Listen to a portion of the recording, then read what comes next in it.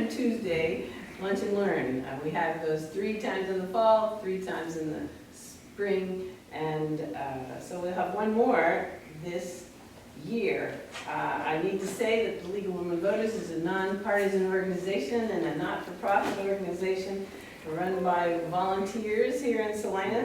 And you can join online at LWV.org. That's the new way to join. We join through the National League now, and it gets back to us. I want to say that next month, Lunch and Learn is on November 11th, which is Veterans Day, so we are having a program about veterans services. You should keep your eye out for more details on that. But today we are learning about the Resilience Clubhouse, which is brand new in Salina since about February. I guess they've been taking people. Claudette Humphrey is the Clubhouse director for the Resilience Clubhouse. You've probably seen her in many other capacities that she's been working in the last few years. She is dedicated to supporting mental health and fostering community resilience. She, for most of her 25-year-plus professional career, has been working in social services, including St. Francis, community services, DVAC, and Catholic Charities. She has a deep appreciation for the life-changing and life-affirming opportunities in this community. As a woman of color, she understands firsthand the impact of diversity in the workplace and the community. She is a native of Salina. She graduated from Salina South, and she graduated twice from Kansas Westland with her BA in Counseling and Rehabilitation in 1999 and her MBA in 2001. She is currently attending Capella University, which is out of Minneapolis, Minnesota, to get her Doctor of Business Administration in Organizational Leadership. Wow.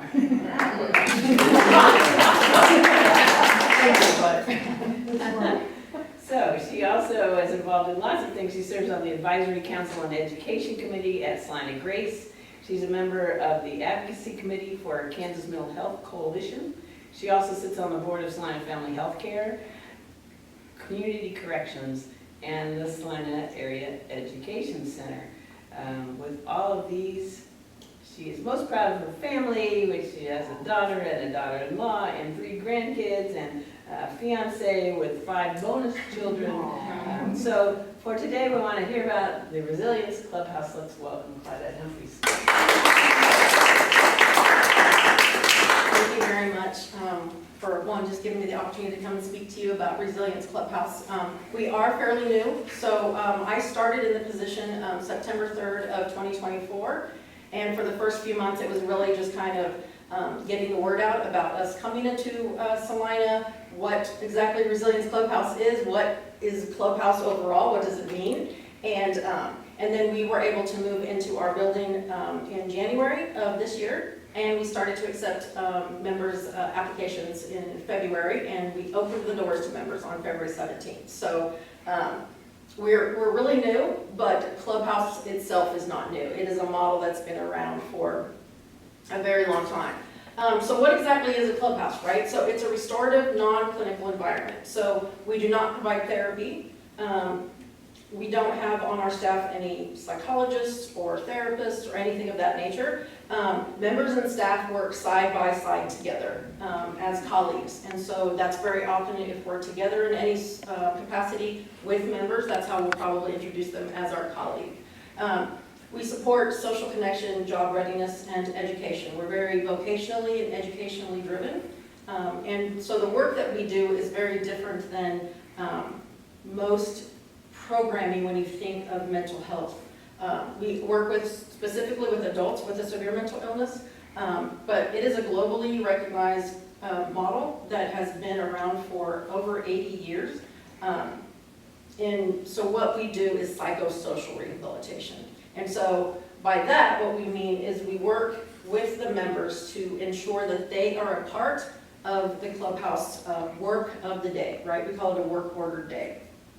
So instead of being clinical or a day center, we operate in a recovery-centered community. And what that means is that we're trying to empower the individuals who come to us through work, wellness, peer connection.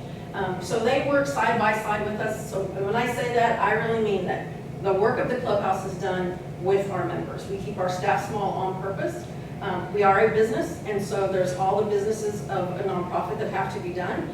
And all of those are done in collaboration with members. And that goes from cleaning the facility, making sure we keep it nice and tidy. We have a lot of interior painting that we're currently doing, so we're doing that alongside our members.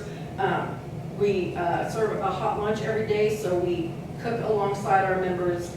But then there's the bigger things, right? So we have to do social media, and we have to create a newsletter, and all of those things they are a part of. But they're part of the big stuff, so they're in the budgeting meetings.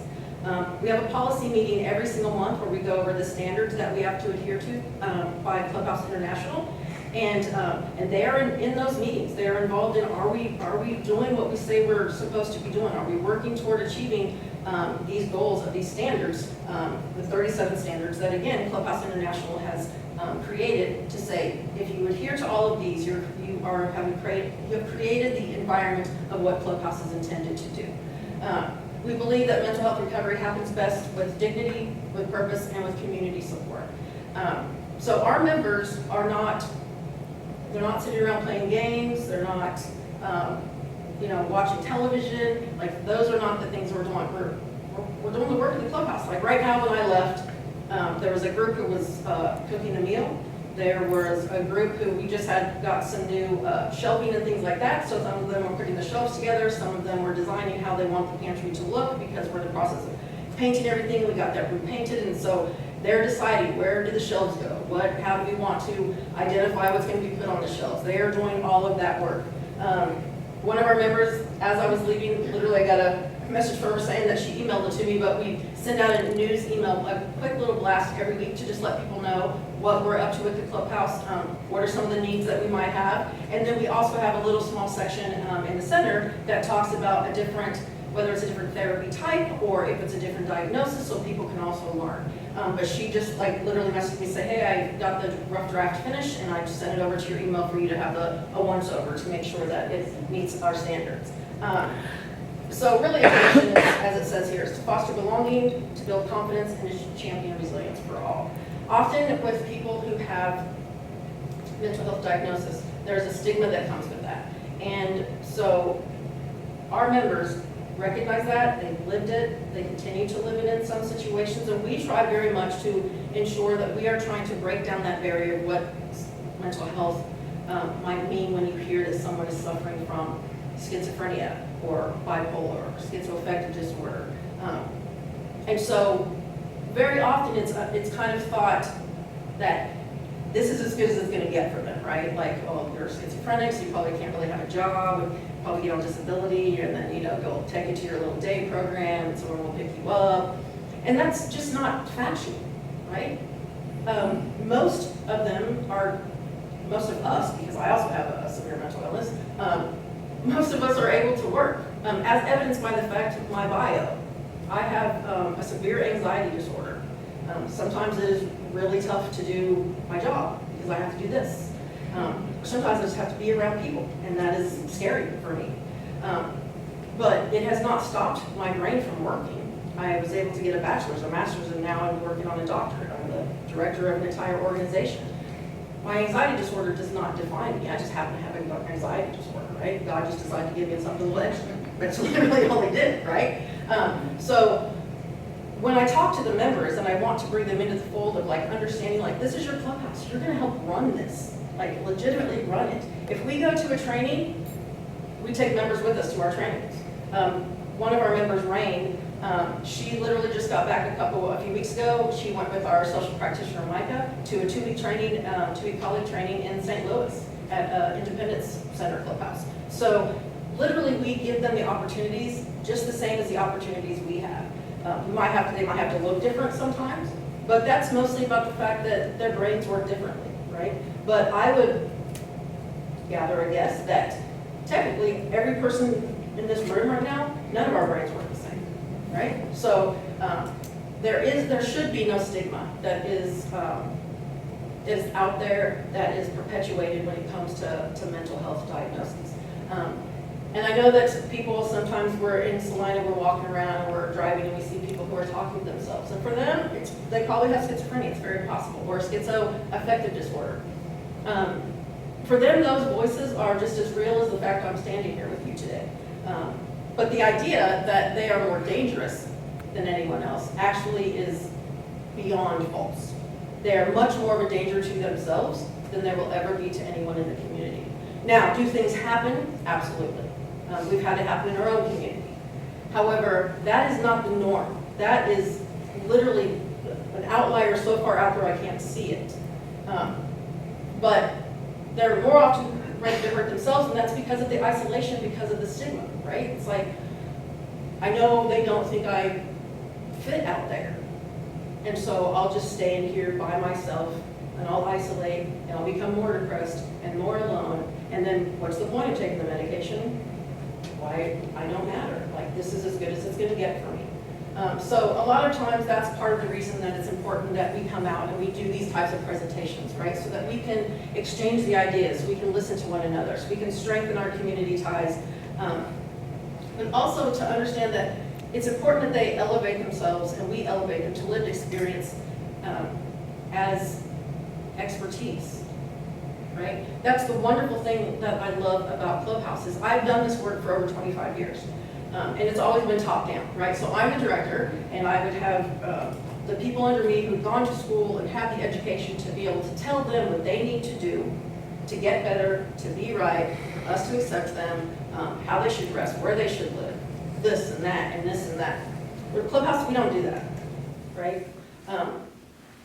We all have some sort of a mental health diagnosis, for the most part. However, it's really about the fact that people like my members, they are the experts in mental health. They can give the best information. Part of the reason that some people say I'm pretty good at this is because I get it. I live it every day. My diagnosis did not manifest until I happened to be working at DVAC. I couldn't tell you what happened to me, why it happened to me. I've done these things forever.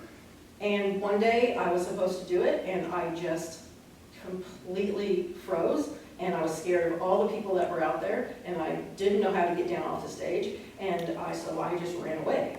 And I had to get therapy, and suddenly I was like, what is happening to me? Like, this is not who I am. Like, I have to be able to talk in front of people. That's literally my job. That's my career. It's what I went to school to do.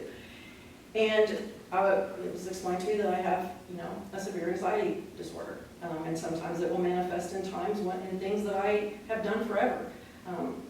And so I went to therapy and I got put on medication. Sometimes there were so irrational thoughts. Like if I had a cold and I couldn't breathe out my nose, I was sure I was going to die. And so I would start to think that I literally was going to die, which of course then speeds your heart up and it makes me more anxious. And it's like, this is a never-ending cycle. I don't really have that anymore. I have been blessed to find my doctor found a tremendous medication that's helped me with that. But all of us, if we think about ourselves, there's probably something that we've all done in some form or fashion. And I say that mostly because I have never met a person in this world who has not been affected in some way by a trauma.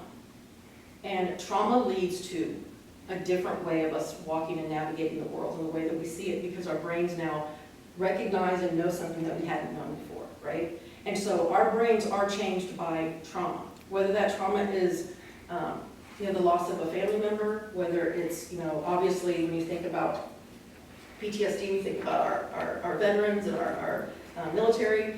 I think about it a lot, my daughter's in the Air Force, but it's also people who literally, it can be something like, well, you think about all of those people who have been in the school shootings or and maybe it's not even them, right? But like they come home, that kid comes home or that husband or wife comes home and suddenly that trauma is brought into the family because we all now have to deal with a different mom or a different daughter because now they've seen the world in a very different way.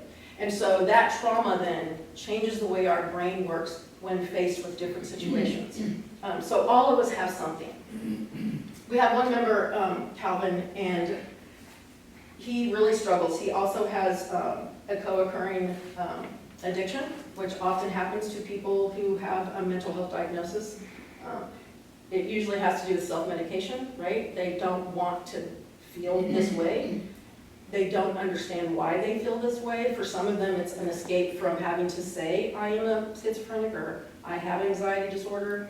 But one of the wonderful things Calvin always says is, when I'm not at my best, I come to the Clubhouse and use my passion for cooking to feed others, which helps me know that I have something valuable to give. And every one of my members has some special talent. And it's amazing to watch them like bloom and blossom and share their talent with us as staff, with other members, and then with the community. And so it's really beautiful because our motto is that resilience is built at the Clubhouse. But Calvin is a testimony to what it is that we do. So why did we come to Salina? So let me tell you, I said a little bit earlier that clubhouses have been around. The model itself has been around for over 80 years. We now have about 370 worldwide clubhouses. There's 6 in the state of Kansas.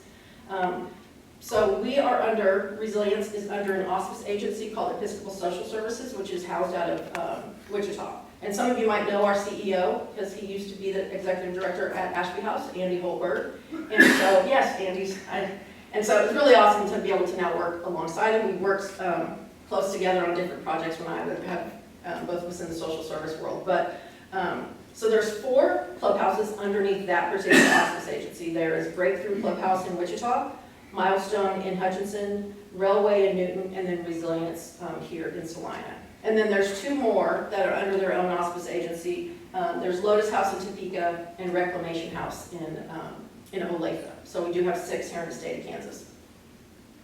And so one of the wonderful things about when Andy decided to come here, it was obviously it's his hometown, and he saw the model. He's been working the model. He was like, my city needs this, and so we knew that for mental health here in Salina, one of the biggest things is that our clubhouse is a place to come, it's a place to return, it's an opportunity for a voice to be shared, and for a purposeful life, right? So that's one of the reasons that we talk more about the work of the clubhouse, because all of us have a purpose to get up in the morning, right? We have places to go, things we plan to do today. Being here today gave you purpose. It's like, that's right, I have my League of Women Voters meeting at 12, and so I need to get up, I need to get around, I need to do things. Well, when you don't have that, when you don't have a purpose, when it's just like, it doesn't matter if I get up, if I go out, or if I just keep laying right here, my day is going to just be this anyway. But when suddenly there's a place where you're wanted, needed, and expected, suddenly you get out of bed, and it's like, I gotta get over to Clubhouse, because who's gonna do the attendance if I don't do that? Who is gonna help with the newsletter? It has to come out, this month. So I promised I'd sign up, and I'm writing 2 articles for it. So suddenly there's this purpose in your life, and it's like I have a reason to wake up, because someone somewhere needs me to be somewhere. That isn't therapy, that isn't a day program, that isn't picking up your meds or taking your meds. It's not an outing with your case manager. It's a place where you go, and your input and your expertise is valuable to us. We need it to survive, because our staff is small. We could not do it without them. So just to give you some statistics, in Salina and some of the surrounding areas, Saline County has 267 residents for every 1 mental health provider. So that is not good. Adults in Saline County report an average of 4.3 poor mental health days per month. So you think that 4.3 times in the course of a month, we are saying like, hey, I am not doing well emotionally and mentally. I am not feeling good. In Ellsworth County, that goes up to 3,168 residents for every 1 mental health provider. I mean, that is just astronomical. Who can help that many people, right? Dickinson, it's an average of 4.9 for mental health days per month, and McPherson County comes in right around the same as Salina. So when you think about the people who are experiencing that diagnosis, right, and then saying to themselves, I think I'm ready, I want help. And you think about the waiting list that must be there to be able to get into someone who can give you that help, right? Or they're trying to take them all in, which is what we try to do with Central Kansas Mental Health and Meridian and the private practices, but there's only so much you can do. And so then that person becomes burdened and not well, right? Trying to take care of everyone else. So it's important to have those alternatives that can allow people to begin to recover from mental health. And when I say recover, I don't mean that schizophrenia will end. I mean that you learn how to live your life in a much more purposeful, intentional, and beautiful, kind of, internally feeling good about yourself kind of way, right? So the truth is, like this says, it's not just statistics. These are literal stories. My members are anywhere from a paranoid schizophrenic to a general anxiety disorder. They come in, and some days Rachel is pretty good. And she had about 3 weeks where she was really good, and we were feeling so hopeful. And then Monday she came in, and she still showed up, but you can't really talk to her much because of the schizophrenia. The voices are there, the delusions are there. But you want to know the funniest thing is she comes in every day. She can't really join in the choosing of what tasks she wants to do, but she'll see a need and feel the need. And she knows she can do that there. She'll just go up to Mike or I and just be like, the floor's dirty, I'm going to vacuum the floor. And she'll go get the vacuum and she vacuums the floor. And that might not sound like a big thing, but for someone who literally has other people living inside of her head, that she absolutely would tell you, they're there, how can you not hear them? You cannot hear them talking to me. She comes in and she participates in the way that she can. And some days Rachel comes in and it might just be 15 minutes that day. Some days it's like the whole day. She's just finding other things to do. And that's what we are. We're a place where they can come and say, this is what I can give today, but I want to give it here. I want to give it to my fellow members. Again, when you think about mental health, there's a greater chance they're going to hurt themselves. And so in our communities, all across America and the world, obviously by the number of clubhouses we have, we're regularly losing our members, not our members, I'm sorry, but our neighbors, our coworkers, loved ones. People are taking their lives because they feel so alone and so inundated with the stigma of, you're crazy. Like, I see somebody walk in and they're talking to themselves, come on, don't mess with that person. Like, because what are we telling children when we do that, right? It's like, see that person, anyone like them, they're scary and they're bad and they will probably hurt you. When in effect, that's probably not at all the case. Their brains just work really different. So there's a simple radical idea that came around for clubhouses. Lived experience, like I said, is expertise. From isolation to employment. We have individuals who, right now, we have 3 individuals who are working on their GEDs.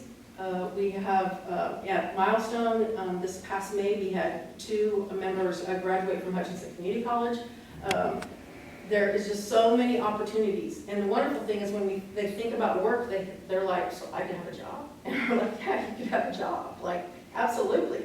And so we developed 3 programs to help people get jobs. There's independent employment, which is someone who just goes out, gets a job. They don't need any help. They just tell us about, hey, I got a job.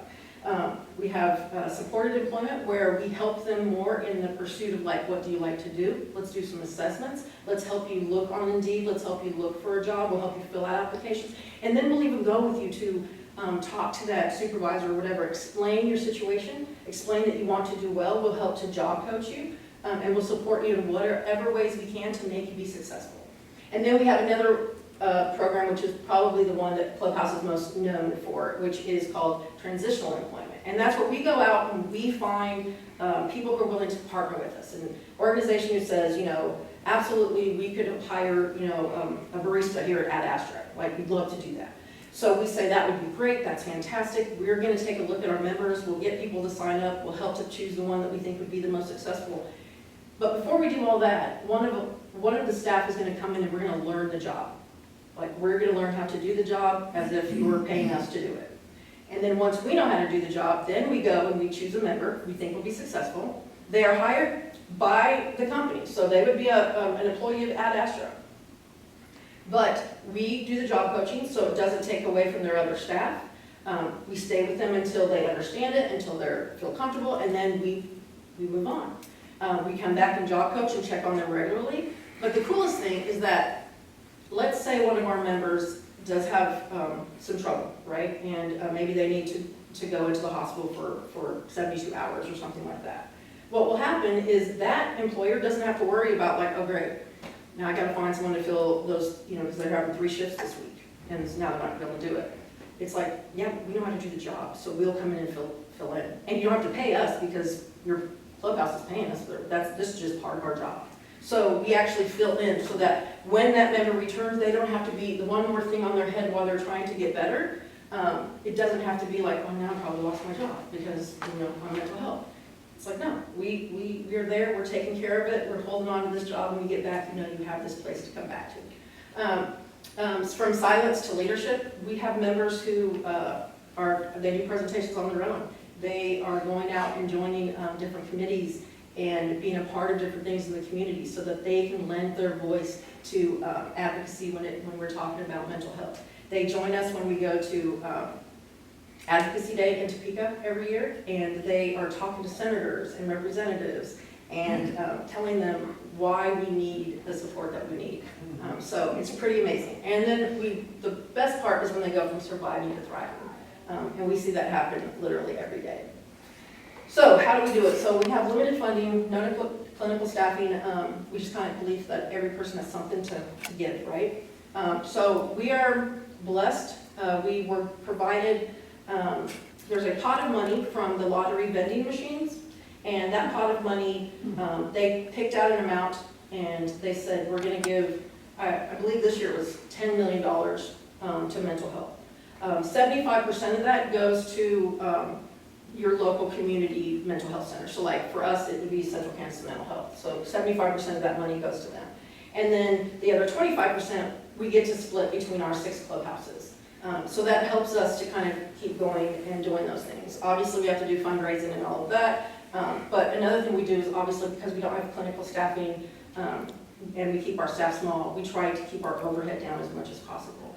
I'll tell you, I don't know if it's a secret really, but when they were coming around and doing kind of little like town halls to kind of find out like, is Salina ready for this? Would they want it? That kind of thing. Andy was doing that. This was before I was ever hired. But after he gave a presentation and a couple members talked from other clubhouses, a gentleman came up and said, this sounds like a really cool thing. It sounds like you need to do all these units, and the way you do it, you're going to need a pretty good-sized building. And he was like, I think I know of one here in Salina that's come up, and I think that it would be really a good location for you. And they were talking about the Revolution Church on South Street. And but Andy had to explain to them, like, well, we're brand new, like, and we can't afford to buy a place yet. He's like, but if you ever find something like for rent, and it can be small, we can start small, that's fine. And the gentleman said, no, I'm going to buy you that building. I believe in you before you've ever done anything. I think this is going to be great for our community. And so before we ever started, we had someone who came up to us and said, let me spend $360,000 on you and show you that I believe in you. And then I got hired and I was like, no pressure. Sure. But that is the wonderful part about our community, right? Is that when you're doing something that's good and people can see the benefit for Salina, we always come together and make those kinds of things happen, which is why I love my city. I kind of mentioned rain earlier, and this quote came about when we were actually doing a presentation, her and I, for CAPS. And I said to her, tell them a little bit about how Clubhouse has helped you. And then I realized, like, in that moment, I'd never asked her that before, and I was like, I don't know what she's going to say. And I wasn't ready for this in a whole different way. I do know that if there wasn't a Clubhouse, I wouldn't be on this planet anymore. She's 19. And she said, without a doubt, she would have killed herself. She would have taken her own life. She just couldn't do it anymore, being alone in the process. She's transitioned out of foster care and coming to us. She now has a part-time job at Dillon's. She's the one who went to the 2-week training at Independent Center in St. Louis. She also is one of our founding members. She's on our advisory board. She is going to be our member on the Transition Advisory Council for both foster care and transitioning young adults who have any type of disability, whether it be physical or mental health. And she's going to serve on that with us as well. She's one of our biggest voices when we go to do anything out in the community. She's given some presentations, and I think about the fact that she literally was going to take her own life, and yet now here she is, and she's blossomed into this amazing young woman who just is taking the world by storm. So it's pretty amazing. So she has a lot of what would be considered strikes against her, but she's learning how to use those skills that she learns from having all of those different things and finding her voice. So it's pretty awesome. Mental health is health, right? Because when you're not well mentally, everything else falls by the wayside. We are not taking care of our physical health. We're not able to take care of our homes. We're not taking care of our families. So there's so many things that mental health directly impacts when we think about overall health. So really it's about providing them with a space that is theirs, that they deserve, that they literally they create, they make happen every day, and giving them the opportunity to be shown dignity, opportunity, and then a space to actually belong and call their own. And that's what Clubhouse really is for all of them. We are here to try to meet that need in whatever way we can. One of the things that we say in the Clubhouse world is we're kind of rewriting what recovery can look like. So this is an evidence-based program. Again, over 80 years, there's a lot of research out there. You will find it if you go to clubhouseinternational.org. There's all kinds of research papers. USC just literally did a new study. I'm doing my doctorate on organizational leadership within a Clubhouse setting with an hospice agency. So there's a lot of research out there that can demonstrate that this program, this model works. If you think about mental health without the Clubhouse, it is an average of somewhere in the neighborhood of, I think, it's like $11,000, almost $12,000 per person that is spent per year, whether it's hospitalization, especially long-term hospitalization, regular need of Social Security disability, or help with pain, like for mental health and all of the different things, medication, all of the stuff, right? It's between $11,000 and $12,000. It costs less than $3,500 a year for someone to come to the Clubhouse. And by the way, when I say that, that's obviously doesn't cost. But if we look at the return on investment, that's what it comes out to be. It really is exactly what it says up there. It's community-led. They're the leaders. You know, they lead the meetings. They really like kind of sometimes tell us what they need from us, right? So it's like today when they were doing the putting some things together, and Micah was trying to help, and I overheard Bobby say, "Micah, you're kind of just in the way, bud." And Micah was like, "Oh, okay, then I'll go find something else to do." But that's a wonderful thing, right? That they're taking ownership. It's not like, you know, we can't do that, we couldn't read these directions, we can't do this. No, they come together, they figure it out, and they build the show. It's purpose-driven again, right? It's giving someone a reason to wake up every morning and giving them some place to go. Once a member, always a member. What that means is if you're a member at Resilience, and let's say a year from now, you're moving to Michigan. We say, where in Michigan are you going? They have 32 clubhouses. Let's find you the closest clubhouse to make sure that you don't stop receiving this support. And so you transfer just into another clubhouse. But you already know the clubhouse because we all do the same thing. It might look different in some places. We run off 4 units. Some people run off more than that. Some people run off less than that. So the units are where the work is done. We operate off off whiteboards, and then we put tasks for that particular unit. So like I embed in the operations and media unit. So we do the budget. We do everything for the board. We do the news, take our newsletter, any social media, all of that front-facing kind of donor cultivation. We do anything that has to do with money. We will be in charge of our snack bar, which we hope opens in the next couple weeks. But then we have member advancement, and that is our housing program, education, and employment. And so they also get to work in those areas. We have essential support, so that's outreach, transportation, technology, and our socials. So we work hard together, and every other Thursday, the first and third Thursdays, and second Saturday, we do what we call socials. So last week they did a rock painting. This coming Thursday, we're kind of switching some stuff around this month, but this Thursday we're doing a movie night, and then next Wednesday, all the clubhouses, we're all getting together at Breakthrough in Wichita. We're having a Halloween dance, so everybody's gonna be dressed up, and we'll take a load of them up. So we work hard, but we play hard together as well. And it's built on lived experience, right? So all of us understand that it takes special people to say, I'm gonna give you an opportunity, I'm gonna give you a chance, despite the fact that you have been diagnosed with a mental illness. So what we see happen is exactly what I've kind of already said, just in different words. Employment, connection, creativity, and leadership, and a place where they're wanted, needed, and expected.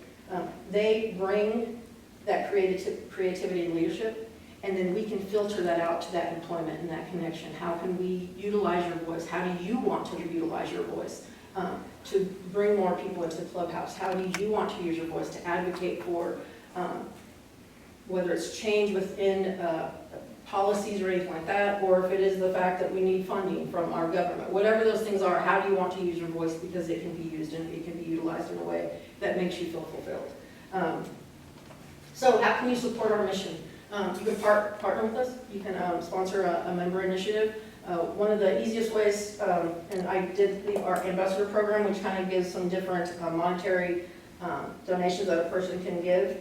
But one of the easiest ways, like $10 will feed one of our members at the clubhouse for a month. So we charge $1.25 for a meal. If they buy a card, then they get a card for $10, and then the meals are $1. Every meal we try to be as healthy as possible, so we always have a main meal. Then we always have options. So we can have a salad for a meal, or a sandwich, or things like that. But we always try to have a hot meal option, and then we always have a side salad and fruit. They really wish that I would say side salads and cookies, but we do cookies on Friday. We do a Cookie Friday thing, so we have something special, but I try to make sure we keep them as healthy as possible. Sometimes that might be their only really healthy meal, so I want to make sure that we're doing that. And they've come to understand it. Now they don't even ask about, like, can we have cake? Can somebody make some brownies? And I was just like, what fruit are we having? And so they're getting used to me. You can volunteer. We always can look for help, especially over the lunch hour period.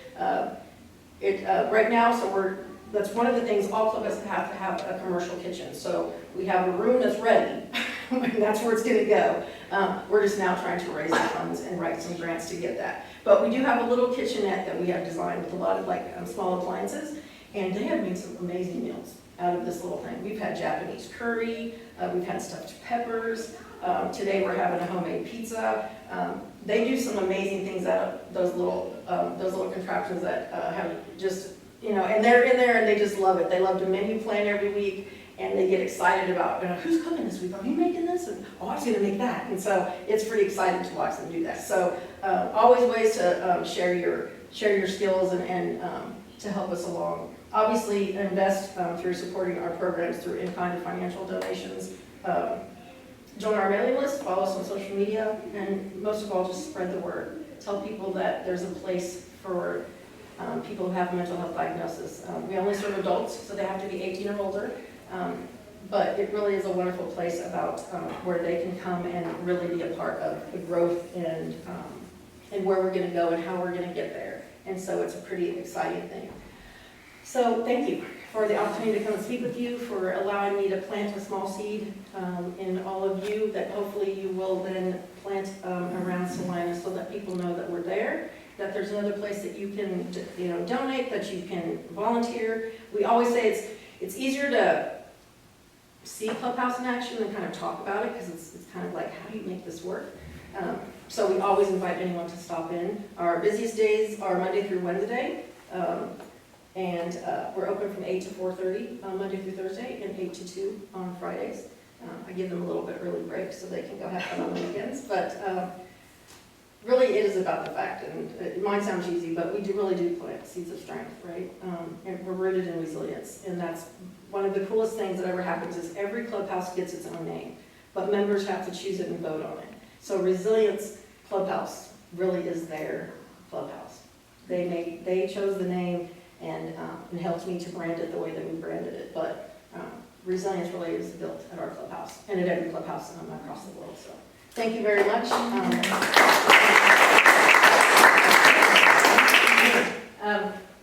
Well, but he's bipolar, and every now and then he like either goes down or he goes manic. Yeah. And I become the one to tell him that. Do you do those things for them? I mean, if you see them like going off the deep end, Yeah, you absolutely. Like, pull them aside and say, "Don't go to work today" or something. Yeah, so some days it's not the day for they're not at their best, and so they're they feel it too more often than not. But sometimes we have to say, maybe today isn't the best clubhouse day for you. Sometimes or maybe today is a day that let me give you a project for you to work on by yourself. Maybe like in my office and things like that, but you can work on this without having to kind of do a lot of interactions. We also have what we call the focus room in one of our rooms that we created. And that's just if it gets to feel overwhelming, instead of like leaving, right? Which is usually like, you're doing too much, like everybody's getting annoyed, right? You can't be here today. We say, maybe first, before we decide to go home for the day, maybe we try the focus room, and it's just this bright, kind of dimly lit though, room where they can just kind of go and take a few minutes and relax and kind of breathe through it. They can ask another member to come in there with them. They can ask one of the staff to come in there. They can just go in there and be alone, whatever they need to do. And then after a little bit, I check on them and say, how are you feeling the rest of today? Do you think you want to rejoin us, or would it be better to try Clubhouse tomorrow? So yeah, we definitely have to kind of redirect and kind of find what's going to work to make sure that they, because we don't want them to leave and then go isolate. So sometimes it's like, I don't want you to feel like we're pushing you out, because then what will happen? Like, is it like, oh yeah, that's right, I'm having a bad day, and they said Clubhouse was about inclusion, but obviously I can't have a bad day here. So we usually try to redirect and see if there's another way to keep them with us. But sometimes, and usually, I'm able to kind of work with them, and more often than not, they're able to tell me, like, yeah, I don't think Clubhouse is a good idea today, but I'll be here tomorrow. We provide transportation, so we pick people up. We have transportation runs at 8 o'clock, 10:30, 2 o'clock, and then at the end of the day. So people can, if they need to come later, they can choose to do it at the 10:30 or the 2 o'clock. So we try to make sure that throughout the course of the day, there's activities, or I should say tasks, that they can go into any unit and find, like, what can I work on while I'm here. But certainly redirection is a part of it. And so far we've been lucky. And we haven't had any situations happen at our clubhouse. We're fairly new. But, sometimes with some mental health, it manifests in not a good way. And so we do have to, we're all colleagues, but at the end of the day, especially for me, it's like I'm the director. So I have to make a choice as to whether or not, is the community safe, right? And so as I'm deciding, even when the person applies for membership, they have to get a eligibility verification form from either their therapist, their mental health professional, a medical doctor, or a case manager from like Central Kansas Mental Health who has that information. But one of the things is I also have to look and take a look at their background and say, is this person going to be safe for the community? Because we keep our staff small, so a lot of times you're having members who are, working on something alone, and they don't always have eyes on them. So we want to make sure people are going to be safe while they're there. So I do take that very seriously. And we're blessed, nothing like that has happened. We have members who, yes, have bad days, but for the most part, it's just, and what's really awesome is when they are helped to redirect by other members, right? So then a member's coming up and asking. Yes. So I have a question about, I'm sure that some of your members have experienced homelessness. Do you feel like there's enough homelessness supports for this population? No. We actually just received funding for some housing supports, and so we'll be able to help members or non-members. You don't have to become a member to get the help if you're living precariously housed or you're homeless. We do have funds where we can help an individual either get into a place or stay in a place that maybe they're at risk of losing their home.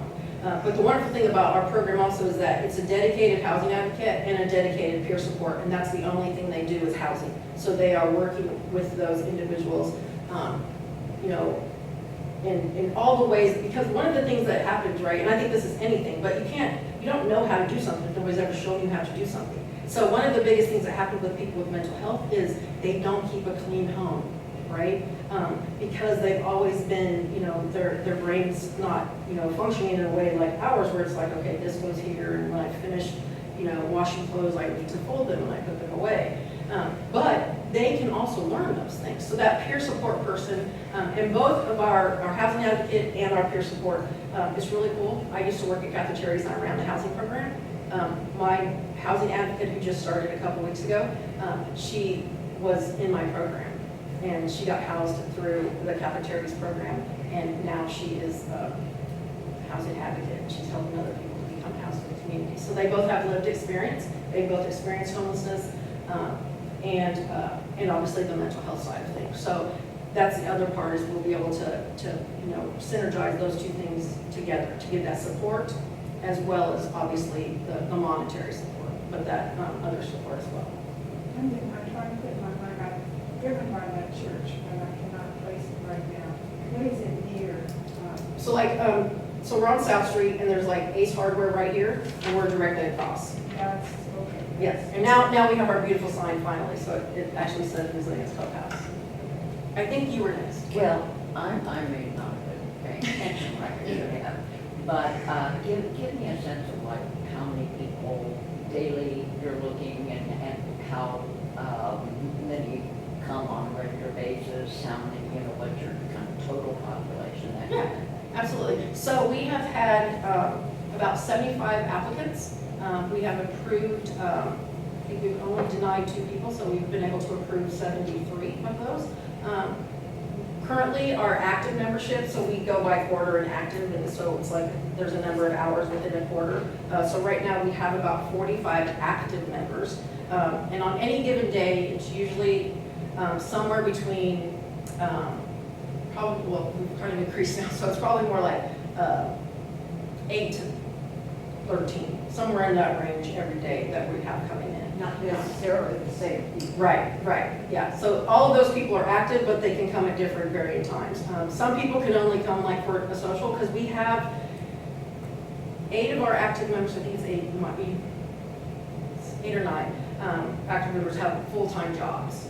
And so we have a couple who work, we have one that works at, like, for instance, Kansas Western University in the cafeteria, and one that works at Bethany. And so during the course of like the school year, they don't get to come, but they can come to like socials. But then during the summer, they come usually like every day, and they're able to participate that way. So sometimes our numbers kind of they kind of vary like that.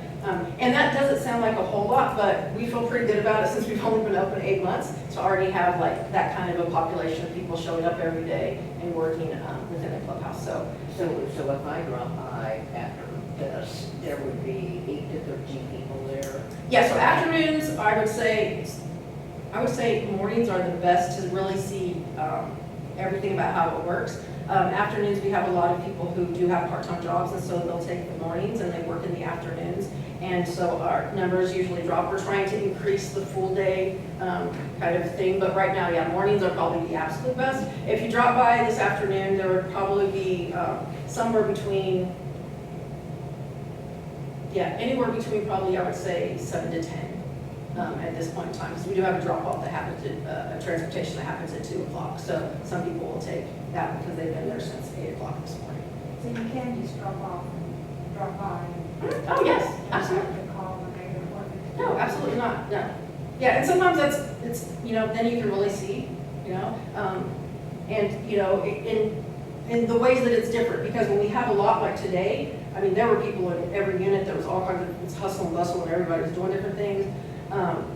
Like this past Friday, I think there was, 5 members that showed, so it might not feel as, kind of active, because obviously some of them are not doing things where it's as active, and they're sitting on a computer writing a newsletter or doing those kinds of things. So, but mornings are definitely bigger, but come by whenever you have a chance. We would love to just even show you the facility. I'm sorry for the mess that we're trying to paint, so there's splotches all over the wall where we're sanding and doing everything and all of that kind of stuff. But yeah, we'd love for you to come visit and just kind of take a look at what we do and how we do it, and meet our members. They love to meet people and tell them about Clubhouse themselves.